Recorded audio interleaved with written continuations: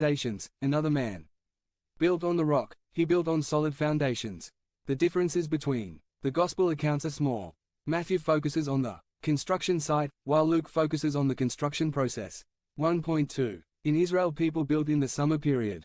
In the winter there was a lot of rain and sometimes it even snowed. In the hot season, the clay soil was very hard. The inexperienced builder might think that the ground was hard enough to support the weight of his house. At that time, builders used mud as mortar, as some people do in our region to this day. The experienced builder knew that he must dig until he found the underlying rock, which was below, or dig and place stones in the foundation. 1.3. In the parable, I think that then the two houses were ready. I like to think that they were close to each other. They were beautiful, well decorated and ventilated. They seemed great to live in for a long time. The difference was in the foundation. 1.4. The two men chose the type of foundation on which they would build their houses. Both could have chosen this or that type of base. You can choose the type of foundation you will use, but this choice will have consequences. 2. The foundations are tested in the hour of difficulty.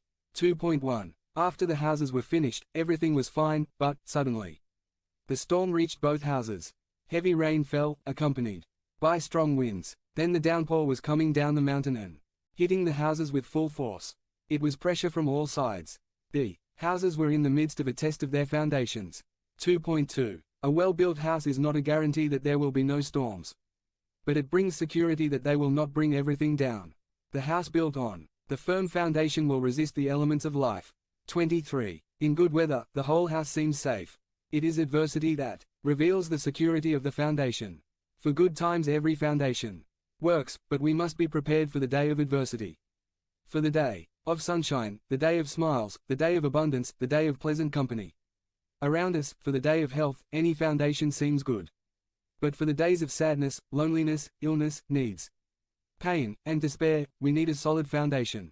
2.4. The man who built his house on the sand must have heard some cracks appeared, it started leaking, and then the house was on the ground, completely destroyed. If we could speak to that 899 man who built on the sand, we would say, what a fool he is. Don't do nonsense. Build on the rock. 2.5. Each builder is judged not by the care in raising the walls of his house, or choosing a beautiful roof, but by the foundations used.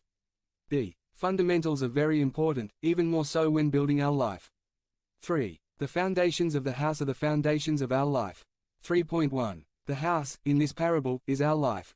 The structure on which we build it will determine whether we will stand or prostrate in the day of adversity, and also in the day of eternity. We are all builders. The question is not whether we will build, but what we will build on.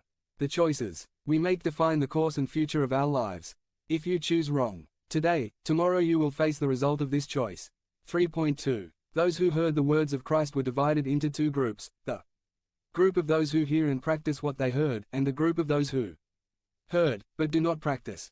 In a way, all of humanity is divided into these two groups. 3.3. The foundation on the rock is the person and words of Jesus. 2. Build on this foundation, you must obey his words. We cannot truly believe the words of Christ if we do not act in a way that corresponds to them. James 1:22. Observe that it is not enough to hear the words of Christ, understand them and remember them, hear, comment, repeat, or discuss those words, but hear them and practice them. Do it and you will. Live Luke 10.28. 3.4. Saying that Jesus is Lord and not obeying is building on sand, which, in addition to not offering security for life's difficulties, will prevent